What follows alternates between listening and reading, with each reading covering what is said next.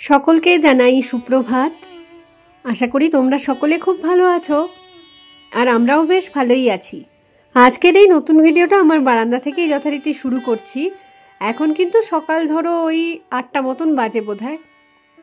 তো এই বারান্দাটায় এসে আমি জামা কাপড় মেলতে এসেছিলাম আর কি। হঠাৎ করে দেখছি কি আকাশটা অদ্ভুত সুন্দর লাগছে, মানে রোজ ঠিক এরকমটা হয় না, একটুখানি অন্যরকম বলেই দেখাচ্ছি। এই যে দেখো সূর্যের চারদিকে একটা মানে গোলাকার টাইপের অদ্ভুত দেখতে লাগছে, কিন্তু মনে হচ্ছে একটা রামধনু যেন একটা রিং তৈরি করে আছে সূর্যটাকে, বেশ সুন্দর। কিন্তু আকাশ ভর্তি এত মেঘ, এখন সবটাই সাদা মেঘ। তো নিম্নচাপের সেই ঘূর্ণাবর্তের স্যাটেলাইট পিকচারগুলো দেয় না, ঠিক ওরকম মনে হচ্ছে। 8টার আগে থেকেই বোধহয় এই জিনিসটা দেখা যাচ্ছে। এখন বাজে হচ্ছে তোমার 9টা 9। দেখো কি সুন্দর দেখাচ্ছে। মেঘটা অনেকটা কেটে গেছে, অল্প অল্প মেঘ রয়েছে, মানে ভীষণ ভালো লাগছে দেখতে আজকে আকাশটাকে।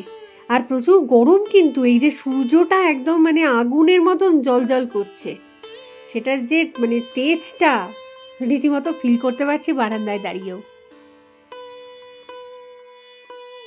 পুরো একটা কালারিং রিং যেন, কিন্তু এই পজিশনটায় দাঁড়িয়ে মানে বারান্দা থেকে আমার যতটুকুনি ভিউ হচ্ছে তাতে পুরোটা দেখা যাচ্ছে না, হাফ পোর্শনের কি দেখতে পাচ্ছি। বেডরুমের জানলা দিয়ে গেলে হয়তো বাকি অর্ধেকটা আর কি দেখা যাবে। যাই দেখেই আসি। ক্যামেরার লেন্স দিয়ে কতটা কি ক্যাচ করতে পারছি জানি না, তবে আমার চোখের লেন্স দিয়ে দারুণ সুন্দরভাবে দেখা যাচ্ছে। এই জানলাগুলো না খুলিই না আর কি, খুলতেই ভয় লাগে। এই খুললে মনে হয় কি যে আর বন্ধ করতে পারবো না, কেন জানি না, ভীষণ টাইট। যাই হোক, এদিকটা থেকে দেখো বাকি অর্ধেকটা হয়তো দেখা যাবে। সত্যিই তাই, এদিক থেকে কি সুন্দর দেখো, পুরো একখানা রিং। হাফ পোর্শনটা ওই দিকের বারান্দা থেকে দেখা যাচ্ছে, আর এই দিকটা থেকে বাকি হাফ পোর্শন। শিলংয়ের মতন এত পরিষ্কার ঝকঝকে আকাশ অন্য কোথাও পাওয়া যায় কিনা কে জানে। মাঝে 2-4 দিন আর কোনো ভিডিও দিতে পারিনি, ভাবলাম যে ঘরে প্রচুর কাজকর্ম জমে গেছে আমার, তো সেগুলোতে একটুখানি মন দিই না হয়। আর সবচেয়ে বড় কথা কি বা দেখাবো সেটাই বুঝে উঠতে পারছিলাম না। দুটো বারান্দাতে গাছগুলো কেন জানি না একদম জঙ্গল টাইপের হয়ে গেছিল। যত পরিমাণ অ্যালোভেরা তত পরিমাণ স্নেক প্ল্যান্ট, সবগুলোকে কাটছাট করেছি। কাজ এখনো কমপ্লিট হয়নি, টুকটাক কাজ করতে করতেই না হয় বক বক করি। মাঝে নিগনিমস হসপিটালে গেছিলাম, মানে আমার স্টিচটা কাটাতে কানের পেছনে। এখন সেদিন ভেবেছিলাম কি ভিডিও করে পুরো হসপিটালটা দেখাবো, খুব সুন্দর আর কি দেখতে, সাজানো গোছানো, কিন্তু ভিডিও একদমই করতে দিচ্ছে না সেখানে। সবই লোকাল লোকজনেরই ভিড়, এখন তো অত বাংলাদেশির ভিড় চোখে পড়ছে না সেখানে, কিন্তু ভিডিও তুলতেই দিচ্ছে না যখন, কি আর করা যাবে, কিছুই ক্যামেরা বন্দি করিনি। কত কাজ যে আমার এখন পড়ে আছে কি বলবো। বাইরেটা একটুখানি ঝেঁটিয়ে নিলাম, এরপর ঘরের কাজ শুরু করব। ফিরবো তাহলে আবার বিকেলবেলায় ফিরবো বলেছিলাম, কিন্তু ফিরলাম সেই সন্ধেবেলা। তো বাঙ্কুর বাবাও চলে এসেছে, এখন 2 কাপ চা করলাম, আর বাঙ্কু ফিরলো একটু আগে।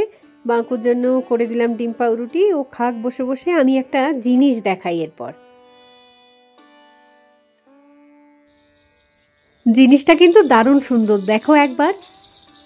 এই সন্ধেবেলায় বারান্দায় এই যে আলোটা লাগিয়েছি, এটা হচ্ছে সোলার লাইট একটা, সারাদিনে সূর্যের থেকে মানে চার্জ নিচ্ছে, রাতের বেলায় ঠিক সন্ধে হওয়ার পরেই নিজে থেকে জ্বলে যায়।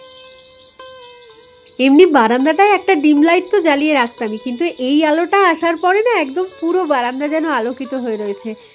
কি ভীষণ যে মজা হয়েছে এই জিনিসটা হাতে পেয়ে আমার, মানে আমি এতটা ভাবিইনি যে এত ভালো হবে এটা। আরও অর্ডার দেবো ভাবছি এগুলো। আপাতত মানে 2টো এনেছি, তো এই বারান্দায় একটা লাগিয়েছি, আর ওই দিকের বারান্দায় আরেকটা লাগিয়ে দিয়েছি। তবে একটা জিনিস, সবসময় যে এটা জ্বলে থাকছে তা কিন্তু নয়, মানে সামনে কোনো একটা অবজেক্ট এলে ওটা সেন্স করে নিয়ে জ্বলে উঠছে আর কি, এটা আমি খেয়াল করেছি। ওটা তো দেখালাম ওই বারান্দায়, এই বারান্দাটা একটুখানি দেখাই। এই যে এখানে দেখো, এই দরজাটার উপরেই 2টো ছোট ছোট পেরেক পুঁতে তার মধ্যে হ্যাং করিয়ে দিয়েছি। কি সুন্দর আলো দিচ্ছে একদম। এই বারান্দাটায় আলো মানে সন্ধ্যাবেলায় জ্বালাতামই না, তো এটা পেয়ে আমার খুব সুবিধা হয়েছে আর কি। কারেন্টের বিল বাড়ারও কোনো ভয় নেই, অথচ পুরো বারান্দা আলোকিত হয়ে রয়েছে সন্ধ্যেবেলাটায়।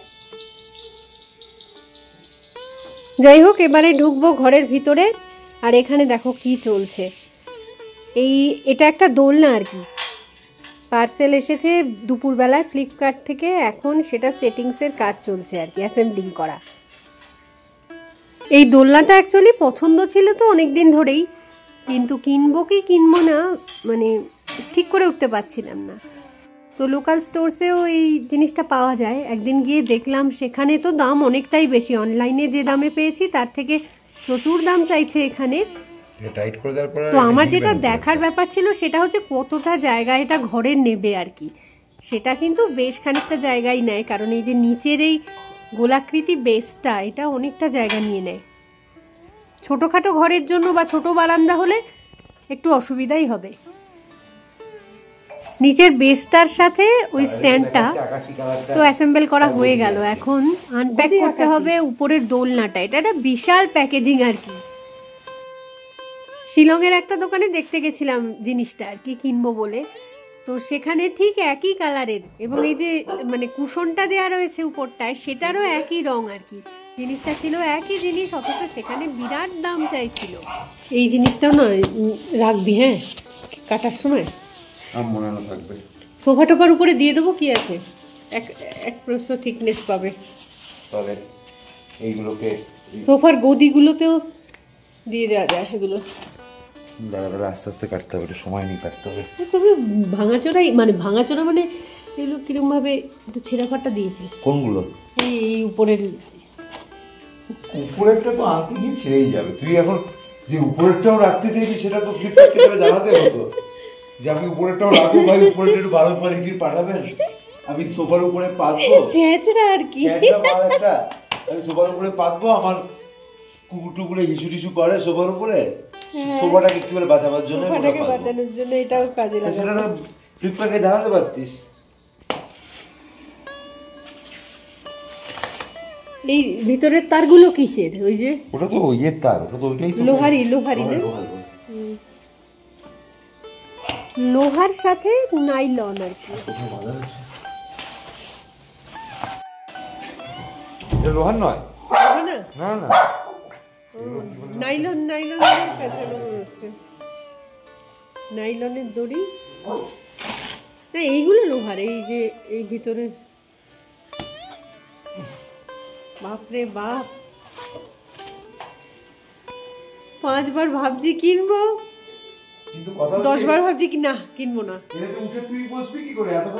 কি করে এটা অসম্ভব তো, কিভাবে উঠবে মানুষ? এটার জন্য টুল দিতে হতো। একটা মানুষের দেখ, এটা প্রমাণ সাইজের মানুষের কোমরের হাইটে এটা স্টার্ট। পিকু আয় একটু বসবি, যারা পিকুকে বসাই তো। ফ্লিপকার্টে টুল অর্ডার দে একটা। ও পিকুনের ঘুনু পেয়েছে। হ্যাঁ, ছবিতে এরকম থাকে। পিছনেও কিন্তু একটা থাকে, আছে দিয়েছে না, কিন্তু ইয়েতে থাকে, মানে যে ছবিটা ডিসপ্লে করে ওরা পেছনে একটা পোর্শন থাকে। দোলে দোলে পিকু দোলে, ছোট্ট পিকু দোলে রে দোলে।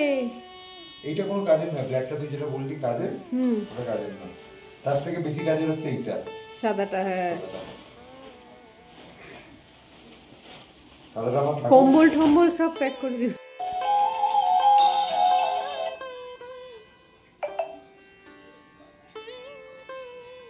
বসে যাবি আর মানুষ রিল্যাক্স করে বসবে তো, উঠতেই আমার তো ভয় লাগছে। এত উঁচু কেন হবে? Heavy relax. সেই রে, এখানে ঘুমিয়ে গেছে, উঠবোটা কি করে? এতটা তো উঠতেই পারবো না। এইটাই বলছিলাম আমি, এটা যে স্প্রিং এর মতন থাকা উচিত।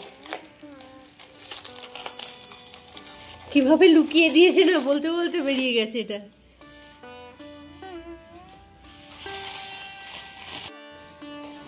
উপরের এই জিনিসটা এতক্ষণ খুঁজে পাইনি বলেই মানে অসুবিধা লাগছিল, এবার ঠিকঠাক হয়ে যাবে। I think now we can sit. হ্যাঁ, এবার বুঝতে পারবো, এবার অনেক নেমে গেছে। তা মোটামুটি এই হাঁটু এরিয়া অবধি চলে এসছে, হাঁটু যেখানে পড়বে সেইখানটায়।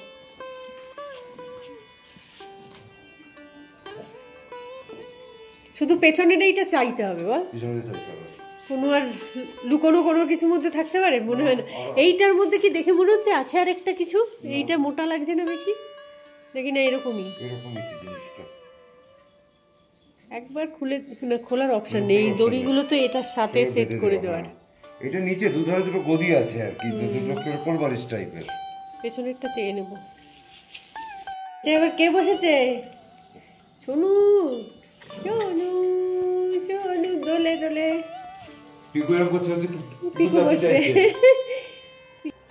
জিনিসটা দারুণ আরামের, বসে দুলতে দুলতে মানে ঘুম এসে যাবে এরকম। কিন্তু ও অনেকটা জায়গা নিচ্ছে তো, কোথায় রাখবো বুঝতে পারছি না। আপাতত এই জায়গাটাতেই থাক। আমি শুধু এখন ভাবছি যে এই জিনিসটা আমি ফ্লিপকার্ট থেকে কিনলাম হচ্ছে 6,500 টাকায়, আর শিলংয়ের দোকান আমার থেকে চেয়েছিল 15,000 টাকা। ওরা নাকি আরও বেশিতে বিক্রি করে এটা। তো যাই হোক, এই ভিডিওটাকে আজকে এখানেই রাখছি। খুব তাড়াতাড়ি ফিরে আসবো আবার একটা নতুন ভিডিও নিয়ে। তো ততক্ষণের জন্য টাটা, আর সঙ্গে থাকার জন্য তোমাদের সকলকে জানাই অসংখ্য অসংখ্য ভালোবাসা।